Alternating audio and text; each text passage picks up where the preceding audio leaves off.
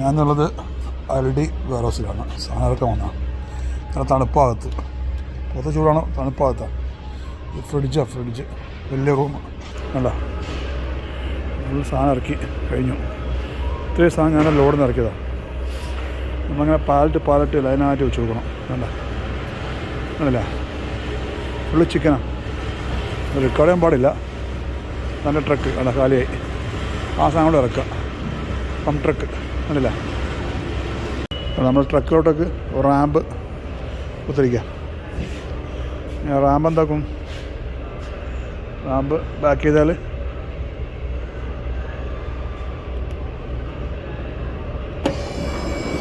Ramp അങ്ങനെ ബാക്കോട്ട് അല്ല.